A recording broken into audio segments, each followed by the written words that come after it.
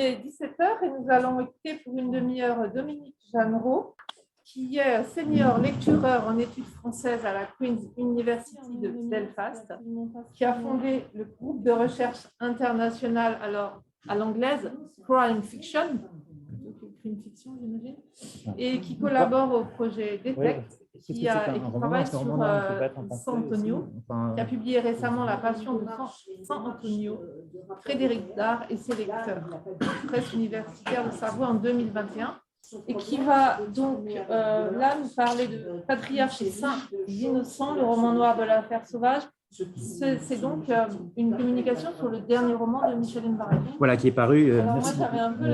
Merci beaucoup Anissa, merci beaucoup à tout le monde d'être ici encore à cette heure tardive. Et alors je suis conscient évidemment de cette heure tardive et surtout du temps qui m'est échu. Donc je vous propose de faire une présentation qui fait un peu appel à l'intellectuel collectif que vous constituez tous ici, et je me contenterai surtout de donner des matériaux sur ce roman qui est paru au mois de mars 2021 de Michel Houellebecq, donc le dernier roman paru aux éditions de l'Archipel. Il s'agit d'un roman. C'est le ton effectivement extrêmement polémique. Oui. Alors, il y a lui derrière, c'est tout. Ah oui, d'accord, oui. Bah, il y a l'affaire, puisqu'il se fonde quand même sur une enquête. Enfin, il a enquêté. Oui, mais je peux les enlever. Pendant des mois, il a écrit ensuite pendant non, mais c'est pas, je n'ai pas son livre. Il y a un livre qui a été publié là-dessus, il le connaissait pas. C'est lui qui me l'a dit, oui, mais j'ai compris, moi. Ok, j'ai compris. Non, mais justement, c'est intéressant, mais je pense que non, précisément, il n'a pas lu ce qu'il y avait dans les médias. Il est allé sur place, c'est-à-dire que c'est pour ça l'éthique du fait diversier, à mon avis, c'est exactement l'éthique de l'écrivain. Je pense qu'il y a un niveau méta de son écriture. Il écrit comme un fait diversier qui ne s'intéresse pas forcément à ce qui va apparaître dans la presse, on voit plus normalement, mais qui va demander qui sont les acteurs. Il va aller voir un procureur, il va aller discuter avec l'avocat général, il va voir les gens qui ont eu accès au dossier. Par exemple, j'ai montré quelques livres qu'il avait publiés. Il m'a dit qu'il avait trouvé, par exemple, les sources de ça, pas du tout dans la presse, mais dans l'enfer de la Bibliothèque nationale. Voilà, c'est pareil. Parce que, vous voyez les notes encore dans des thèses de doctorat. Moi, je préfère pas les voir. Il y a d'autres. Je veux pas dans des affaires dont il a entendu parler. À ses contacts. J'ai pas eu le temps de tout lire. Enfin, notamment, il y avait ce passage où il disait la stratégie indienne qui consiste à rapprocher, à croiser des choses en interrogeant plusieurs personnes, différents services sociaux, etc. de l'État. Je pense que c'est ça sa source d'information. Oui, voilà. C'est pas la rumeur justement des médias. Ah oui, pas faire les médias. C'est bien là. Par contre, l'avocat général. Là, ça va. Merci beaucoup. Alors, je crois que c'est ça. On reprend, s'il vous plaît.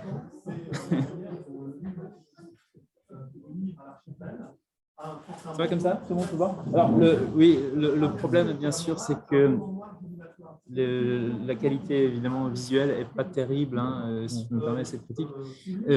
Donc, il s'agit du roman de Michel Houellebecq qui est inspiré de l'affaire Sauvage. Alors, cette affaire qui a coulé beaucoup d'encre, Jacqueline Sauvage est morte l'été dernier, au mois de juillet 2020. Elle avait elle-même publié un mémoire sur son calvaire, de pendant 47 ans avec un homme violent, tout le monde reconnaissait comme violent, et elle a écrit « Donc je voulais juste que ça s'arrête, c'était lui ou nous ». Alors l'histoire de Jacqueline Sauvage, pour ceux qui ne la connaîtraient pas, c'est une épouse qui a tué son mari le 10 septembre 2012 de 3 coups de fusil dans le dos. C'était une chasseresse, elle faisait partie d'un club de chasse, de chasse privée, et donc il était tué d'une balle. Elle a été graciée après avoir été condamnée par la Cour d'assises d'Orléans, ensuite une condamnation qui a été confirmée par la Cour d'appel de Blois. Elle a été graciée donc en 2014, confirmation de la condamnation à 10 ans de prison. elle a été ensuite graciée par grâce du président de la République. C'est inscrit dedans, en fait, c'est qu'il y a plusieurs niveaux de lecture, précisément. Le 28 décembre 2016, on leur dit, oui, ça le se voit comme jour roman noir, il est identifié comme ce qui auteur de explique le série titre du noire. roman, donc 3 balles pour la Sainte-Innocente. Il y a ce contrat Alors bien de qu'il ne lecture qui est là, s'agisse pas de mais en réalité, je pense que sauvage dans la le roman, plupart des gens Jeanne Moreau, qui le lisent, Fatal, comme vous d'ailleurs, Jeanne Fatal, je trouve pas mon roman noir là, le je trouve genre, un pamphlet sur l'affaire. il s'agit bien sûr, mais à mon avis, le titre nous l'indique, la différence entre pamphlet et roman noir, d'une romanisation, à mon avis, d'un roman fondé sur l'un n'exclut pas l'autre. Enfin, il y a des tas de romans noirs, et notamment sur la grâce. Des pamphlets, sur la grâce qui est romans présenté de manchette. il y a un blague François Hollande, comme justement un commentaire, le fait qu'il ait choisi. Oui, après, ça c'est une question de degré, c'est pas une question de nature. Pour accorder cette grâce-là qui était très controversée. Il y a eu évidemment beaucoup de soutien à Jacqueline Sauvage. Moi, j'ai travaillé sur San Antonio. Si on lit San Antonio, c'est pas sorti non plus. C'est clairement du roman noir. été sur l'affaire Jacqueline Sauvage.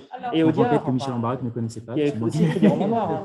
Indiqué en lui parlant. Donc, le roman est tout à fait indépendant de cette enquête. Et encore une fois, parce que précisément, ils s'intéressaient à une autre approche dont on va parler aujourd'hui. Alors, ce qui m'intéressait, moi, dans cette affaire, c'est Michel Ambarac qui dit bien merci. Michel, si tu nous écoutes, un discours factuel et un discours fictionnel s'entremêlent sur la base d'une représentation d'une femme. Non, justement, j'en sais très peu en réalité. Moi, au tribunal des médias. Ce qui m'avait intéressé, c'était le fait que ça avait été un petit peu boycotté par la presse. Et je voyais là-dedans quelque chose d'un petit peu. Pour le sujet du colloque, c'est une femme qui a tué son amant, de la série noire, qui était lui-même violent, du moins verbalement, avec elle, qui a été incarné au cinéma dans le film. Ce roman-là, j'avais l'impression qu'il n'était pas très bien. Qui a donc incarné par Brigitte Bardot et qui a généré toute une prolifération médiatique, un véritable feuilleton médiatique qui continue et qui a d'ailleurs donné lieu, pas à ma connaissance, à de romans noirs, mais récemment, je crois en 2015, à 2 livres qui sont parus, un livre de Philippe Génada et un livre de Jean-Luc Seigle, très littéraire d'ailleurs, le livre de Jean-Luc Seigle notamment, qui adopte le point de vue de Pauline Dubuisson. De manière intéressante, c'est toujours des hommes qui écrivent sur ces points qu'on connaît de Pauline Dubuisson, c'est toujours que des hommes. Oui, Léautier, c'est dans Marianne. Mais pour la première fois, donc très longtemps. L'idéologie de Marianne, on est d'accord. Mais c'est un autre problème. Mais en réalité, si vous regardez la plupart des choses, c'est du web. C'est des magazines en ligne. C'est pas vraiment la presse écrite. La presse écrite est restée. Qui a été présenté dans les années 50 lors de son procès comme personnalité la plus haïe des Français, l'orgueilleuse, sanguinaire. Alors dans le cas de Jacqueline Sauvage, justement, c'est très différent puisque le régime est différent, puisque c'est traité sous le régime du roman noir, ce qui n'avait pas été le cas dans l'affaire Pauline Dubuisson. C'est traité aussi d'une manière beaucoup moins sympathique que les derniers romans qui étaient parus dans l'affaire Pauline Dubuisson. Alors, parmi les questions que... À mon avis, moi, c'est vraiment mon impression. À mon avis, l'enjeu, c'est la défense de la presse écrite. C'est vraiment un enjeu de Michel Ambarac, le localier qui va chercher l'information en allant voir les gens. Donc, qui rend justice à cette volonté du roman noir de se montrer rebelle. Alors, c'est la fameuse validée par des gens avec qui il avait parlé. De Manchette. Ce qui l'intéressait, c'était dans cette écriture particulière du roman noir, je vois encore le geste d'écrivain rebelle. Non seulement il peigne le monde en noir, mais ils seront malgré tout des stylistes d'un style à chaud et à sable, qui ranime cette écriture de la désillusion sur le réalisme de la vérité, en fait. Avait pratiqué sur un autre théâtre. Alors, est-ce que Ambarac, écrivant donc dans l'affaire sur l'affaire Sauvage, sans véritablement reprendre les mêmes personnages, je pense qu'il arrive vraiment après tout le monde. Je pense que pratique cette écriture de la désillusion. En mars 2021, Jacqueline Sauvage est morte l'année dernière, donc ça n'avait plus tellement d'intérêt. Et puis il y avait eu, alors cette enquête, ça il le savait pas. Mon argument, c'est que le roman n'est pas véritablement sur l'affaire Sauvage, sur les personnages de l'affaire Sauvage, mais sur les médias. À mon avis, c'était pas pour écrire une vérité sur l'affaire Jacqueline Sauvage, je pense que c'était pour écrire une vérité sur la presse. Est un journaliste judiciaire, un chroniqueur judiciaire, un localier. C'est pour ça qu'il y a tous ces conseils. À mon avis, c'est un peu toute une vie. Mais il a été dans la presse locale pour l'un. Oui, alors après, il y a bien sûr. Voilà. Bon, après, il y a plusieurs raisons, évidemment. Voilà, Michel Ambarac, et donc sa réception, voilà, Marianne, c'est un des rares articles qui a été d'ailleurs consacré au livre. Michel Ambarac donc est présenté comme un localier qui réécrit l'histoire en roman Et c'est un petit peu les conditions sur lesquelles on va réfléchir aujourd'hui. Alors, il dit en exergue du roman, ce roman ne prétend pas exprimer une vérité, même s'il est inspiré de faits réels. La vérité appartient. Non, c'est son personnage, ça. Du crime. Ça, c'est dans le roman. Cependant, les situations tellement reconnaissables non, pas du tout. Il a été lu comme un commentaire. Non, alors ça, je lui ai demandé, moi aussi, mais pas du tout. Il a fait bien plus tard. Beaucoup coulé dents. Il a fait bien plus tard et c'était pas pour ça, je crois pas. Bon, après, mobilisé de ce qu'il veut, hein, mais je pense pas. Je pense que le. Alors, voilà ce qu'on fait. Il y a tout un dossier de l'affaire sur le site de Michel Ambarek. Littéraire, voilà ce que s'écrit Patrick Communal. Michel Ambarek se heurte à des difficultés avec la presse pour faire connaître son roman. Le sujet est jugé délicat et les journalistes ne veulent pas se positionner. Jacqueline Sauvage est devenue un symbole intouchable des violences faites aux femmes. Elle a donné du sens à l'idée d'une légitime défense en dehors des seules circonstances d'un danger immédiat. Les grands médias répugnent à prendre l'opinion à contre-courant et à porter atteinte à cette image.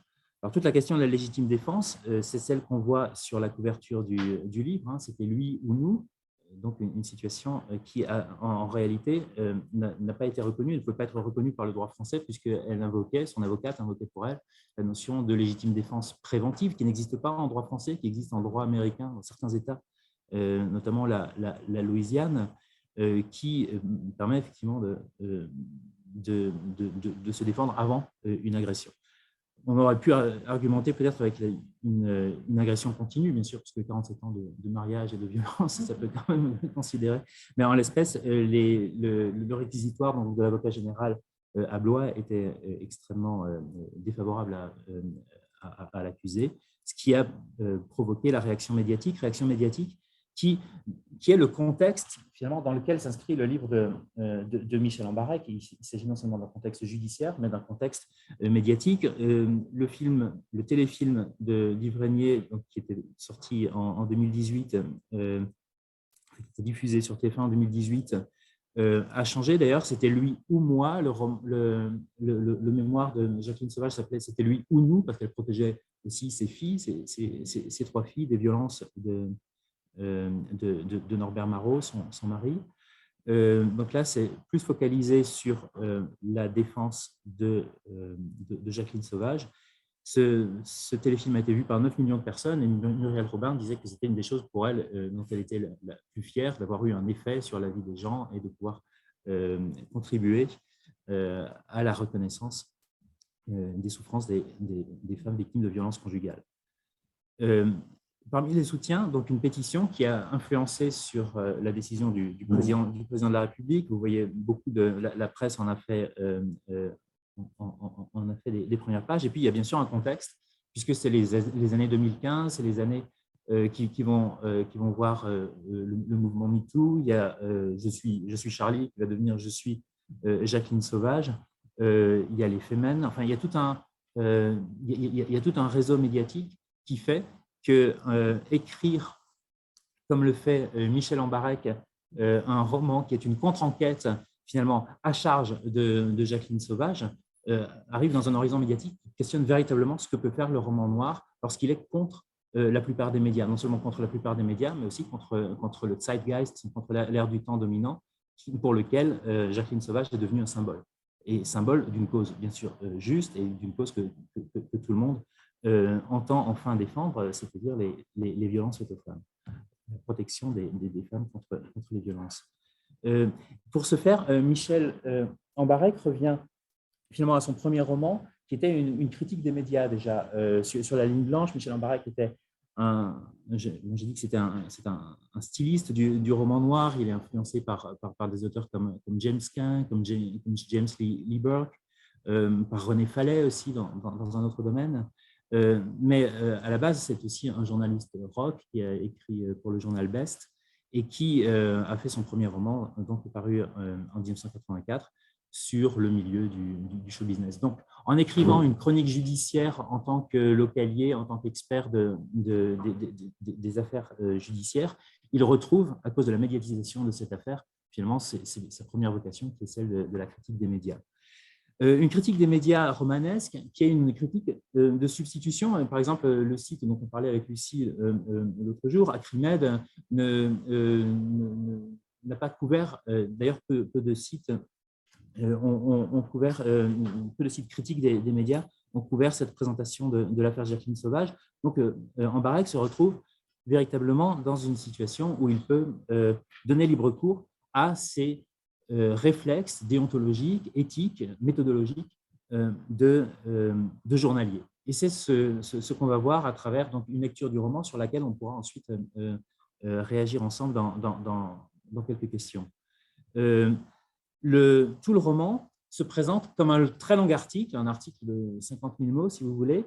Donc, le roman est une mise en abîme d'un article qu'écrit un journalier, un journaliste fait diversier, qui s'appelle Frank Wagner, qui est un double, donc en retraite, qui est un double reconnaissable de Michel Embarek par bien des côtés, qui a cette vague intuition comme point de départ, hein, il fait son enquête à temps perdu, qu'une mascarade médiatique a camouflé un assassinat mûrement réfléchi. C'est-à-dire que Jacqueline Sauvage n'est pas une victime, mais en fait, le meurtrier est un meurtrier avec préméditation, c'est-à-dire un assassin.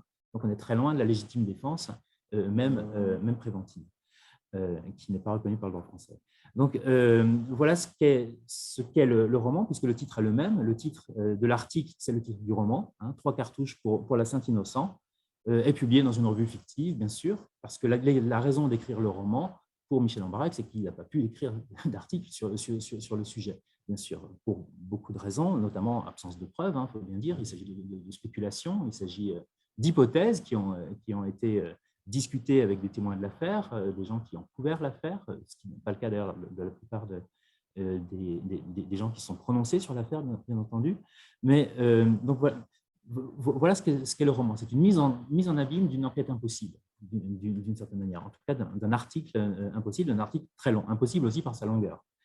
Dans un contexte où, alors il s'agit bien sûr d'un livre polémique, hein, d'un livre qui s'inscrit complètement en décalage par rapport à la réception de l'affaire Sauvage.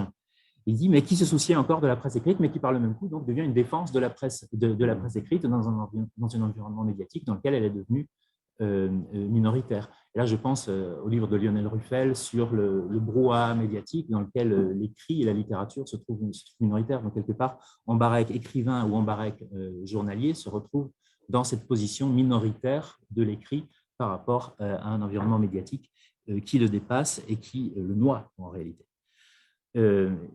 Mais dans lequel, finalement, l'émotion remplace le code, c'est-à-dire la justice privée peut remplacer les institutions publiques.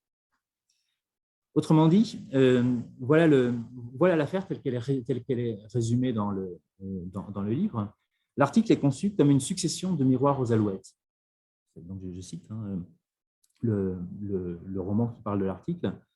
Miroir aux alouettes pour Marie-Jeanne Legendre, qui est le nom d'épouse du personnage principal, lorsqu'elle épouse Jean-Yves, puis réalise des placements désastreux.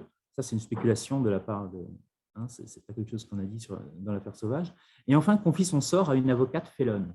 Alors, l'avocate félonne, en l'espèce, on peut mettre le lien avec celle qui plaide quelque chose qui n'est pas plaidable en droit français. Miroir aux alouettes pour la justice qui plonge les yeux bandés sur un dossier de violence familiale peu étayé. Miroir aux alouettes pour une opinion publique intoxiquée au travers des réseaux sociaux par le portrait d'une criminelle canonisée en victime moralement parfaite. Pétroleuse, artiste, élue, avait vitriolé les attendus du jugement au bénéfice d'une romance pour simple d'esprit. Il n'y avait pas de passé, juste l'écriture d'une émotion politisée à destination de consommateurs friands de prêt à penser. Donc, bien sûr, c'est une vision qui met complètement à l'écart le calvaire du personnage principal. C'est une version il s'agit d'un roman noir, qui essaie de lier ça à une affaire politique, en réalité, qui pense que Jacqueline Sauvage, finalement, c'est un prétexte, et donc il n'y a pas beaucoup d'intérêt pour sa situation. Par contre, il y a beaucoup de spéculations sur ce qui a pu faire un lien politique. Donc, elle a été condamnée à la grande fureur de son avocate. La mère, donc, le gendre, avait été blanchie par le tribunal du net. C'était un petit peu ce qui s'est passé, cette fois aux fausses nouvelles en promotion, où des vengeurs masqués érigent leur opinion frelatée en vérité des reins. Ils détestent ces putains de réseaux sociaux, dernier clou dans le cercueil de la presse écrite. Donc là encore, l'écart entre la presse écrite et les réseaux sociaux. Et voilà ce qu'il rappelle, donc méthodologiquement, voilà comment il faut procéder. La peine avait été prononcée donc par deux cours différents, c'est-à-dire par deux jurys populaires, mais le jury populaire est remplacé par le jury médiatique du net. Donc, des citoyens qui ont été choisis ne sont pas, et ici on parle de plus d'une vingtaine de personnes, bien sûr, hein, en comptant les magistrats. Elle a été jugée et condamnée à des peines identiques par deux cours d'assises composées de magistrats et jurés différents. Ensuite, sous la pression d'un matraquage féministe frisant parfois l'hystérie, un président de la République a estimé opportun, après tergiversation, de la réintégrer dans la communauté humaine contre l'avis même d'un tribunal de l'application des peines.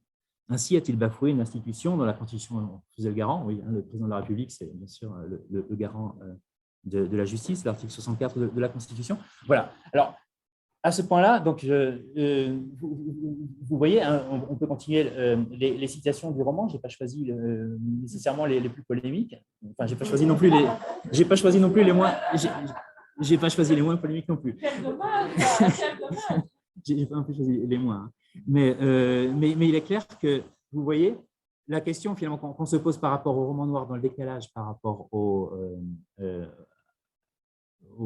médias, jusqu'où peut-on aller en disant des choses qui finalement sont dans le procès, parce que ça a été dit par l'avocat général, c'est des choses qui se sont dites à l'époque dans la presse et qui ont été publiées par ailleurs. Mais enfin, est-ce qu'on peut véritablement contredire à ce point l'image symbolique d'une personnalité publique, en l'espèce ici, la personnalité de Jacqueline Sauvage. Donc l'idée, c'est finalement de remplacer une fiction romanesque, enfin de remplacer par une fiction romanesque quelque chose qui est une fiction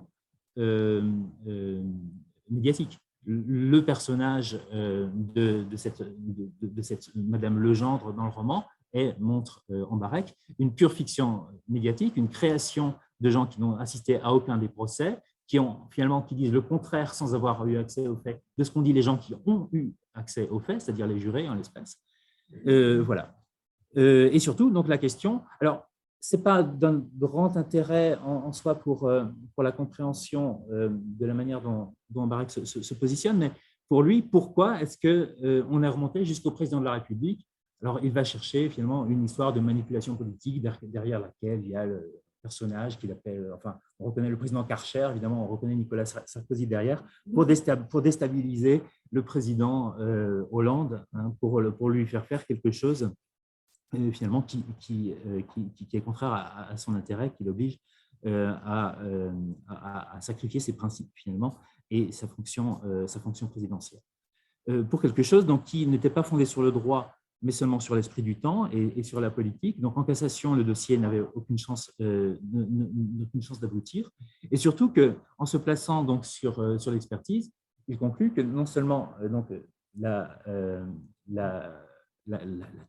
reconnue coupable par la justice a été finalement graciée abusivement, mais que non seulement elle avait été graciée abusivement, mais que déjà elle avait été jugée de manière peu sévère, alors que bien sûr, pour le tribunal médiatique, elle avait fait l'objet d'un acharnement juridique avec ses 10 ans, alors que pour Embarek, comme la manière dont le crime a été fait montre une volonté préméditée de tuer, puisqu'elle tire dans le dos, elle est forcément regardée, en plus on dit qu'elle a monté les balles en avance une semaine, qu'elle avait des balles sur place, que c'était en fait un assassinat. Ce n'était pas une légitime défense de toute façon. Bon, il y a eu des choses là aussi qui sont dans le vrai procès, c'est-à-dire l'avocat général qui menace les témoins de faux témoignages parce qu'ils se revirent complètement, ils disent une chose devant la cour d'assises d'Orléans, ils disent une chose complètement différente devant la cour d'appel de Blois pour charger la victime en l'espèce, hein, le mari tué en le présentant comme un homme extrêmement violent, extrêmement dangereux, alors que finalement c'est Jacqueline Sauvage qui a fait l'objet de signalements à la police pour menace de mort avec arme, ce qui n'avait jamais été le cas pour son mari Clément Marot. Donc voilà l'éthique de l'affaire selon Michel Embarek, comment il faut se fonder seulement sur les faits, et cette éthique de l'affaire est liée à une déontologie du métier de localier, alors qu'il ramène ici, et ce qui nous permet de comprendre un petit peu tout ce côté désenchanté, tout ce côté amer aussi, qui transparaît dans les caractéristiques, et aussi le décalage total, hein, par rapport à l'esprit du temps. voilà ce que sont donc, pour lui les faits diversiers dont il se sent encore faire partie malgré la retraite. Au sein de la profession, les faits diversiers constituent un clan à part, des types armés d'humour noir et de blagues de carabin en guise de manuel de survie. Taiseux, solitaires, leurs réseaux s'étendent parfois à des niveaux de pouvoir ou de délinquance insoupçonnés. Alors, ça, c'est des citations prises à différents endroits du livre. 20 ans de faits divers et de justice vous laissent le corps en ruine et l'optimisme aussi étale qu'une flaque de vomi. Combien de fois, en fin de carrière, avait-il demandé une affectation dans un autre service, n'importe lequel, pour essuyer un refus de la chefferie? Personne mieux que lui maîtrisait un circuit de l'information qui vendait du papier. Le fait divers. Donc, 20 années dans la fosse amère du monde, etc. Le piscopie encaissait, enfournait la noirceur de l'humanité au fond de ses poches avant d'envisager un saut par la fenêtre, façon de regarder pour une fois le monde d'en haut. Donc, une vision complètement désespérée de la presse écrite, de la presse locale, déconsidérée, ayant affaire à ce que l'humanité a de plus dur et complètement déconsidérée professionnellement. Alors, par contre, sa technique, on peut lire le livre aussi comme une méthodologie. Alors, encore une fois, je pense que le livre se lit d'abord comme une méthodologie du métier de journaliste, tel qu'il finalement est en train de disparaître. D'accord. Oui. Donc, l'idée qu'il faut d'abord, donc, juste cette phrase, une rigueur glaciale, hein, les faits, rien que les faits, se limiter aux faits, donc une rigueur glaciale, c'est-à-dire totalement sans autre considération. Et je propose en fait de passer simplement au dernier aspect donc, que je voulais développer, mais que je vais simplement indiquer. En quoi est-ce qu'on se trouve ici, finalement, à un cas de guerre des sexes dans le roman noir? Je vous ai donné suffisamment d'éléments pour que je crois que ça apparaisse bien. Ce qu'un livre ancien de Suzanne Faludi, qui est fondé sur une enquête dans les années 90, qui avait eu le prix Pulitzer, on avait parlé à l'époque de backlash, c'était traduit en français, la guerre froide contre les femmes, dont la thèse principale, c'est que finalement toute avancée du féminisme se traduit immédiatement par un retour de bâton et par du conservatisme qu'on peut trouver dans toutes les formes médiatiques, mais qu'on peut trouver aussi dans le roman noir. Alors, pour aller très vite, on peut interpréter de deux manières finalement le livre d'Ambarek, soit justement comme s'inscrivant dans un développement contemporain de l'affaire, dans les années 2015 et 2012 pour Gone Girl de Gillian Flynn, du roman policier international, dans lequel précisément on voit des personnages féminins qui sont manipulateurs, qui sont criminels, qui sont très douteux et qui ont fait l'objet de critiques justement de la part de féministes comme étant, bien qu'étant écrits par des femmes, Gillian Flynn et Paula Hawkins, comme étant des livres antiféministes. Mais précisément, Gillian Flynn disait que ce qui était intéressant, et à mon avis, c'est ce qu'on peut appliquer dans le cas du livre d'Ambarek également, c'était d'aller au-delà d'un féminisme victimaire, d'avoir une conception qui complexifie l'image de la femme, de la coupable, qui aille un peu au-delà. Et ça, c'est la deuxième lecture, mais à mon avis, c'est la lecture stéréotypée. C'est la lecture du polar, la femme avec un fusil, que ce soit chez Japrisot, la dame dans l'auto avec des lunettes et un fusil, que ce soit la fatale de Manchette illustrée par Tardy, qui tire au fusil de chasse, ou bien on parlait du roman de Roach Randall et du film de Chabrol, la cérémonie. Donc, l'idée, c'est de voir qu'on peut avoir une lecture du livre d'Ambarek qui ne soit pas une lecture stéréotypée, mais en fait une lecture qui nous permette de réfléchir sur les stéréotypes de la construction dans le polar, en fait une articulation entre le genre, gender, et le genre, entre le genre du polar et les représentations du gender. Et que montrer une personnage qui est devenue une icône des violences faites aux femmes, donc une icône victimaire, la montrer finalement en tant que coupable, en tant que manipulatrice qui réussit même à manipuler un président de la République. Finalement, c'est une victoire sur le patriarcat. D'une certaine manière, le président de la République est l'héritier des rois dans sa fonction de dispensateur du droit de grâce. C'est encore un héritage de ce que François Mitterrand, déjà dans les années 60, stigmatisait, la monarchie républicaine de la Ve République. Donc, quelque part, on peut lire toute cette histoire comme un très bon tour joué aux institutions, une déconsidération d'un droit qui n'est qu'une survivance, comme Daumier, déjà au XIXe siècle, à propos de Louis-Philippe, y intimait, au musée, au rencard, les manifestations de la monarchie. Ou bien, et je laisserai le dernier mot à Muriel Robin, finalement, qui a été le personnage qui a été le plus grand défenseur médiatique, puisqu'elle l'a incarné, de Jacqueline Sauvage dans cette affaire, lorsqu'elle remercie François Hollande donc d'avoir été un super Père Noël. Donc encore une fois, un triomphe du féminisme sur des figures du patriarcat qui sont complètement ridiculisées et bafouées dans cette affaire stéréotypée. Voilà. Merci beaucoup pour ces éléments.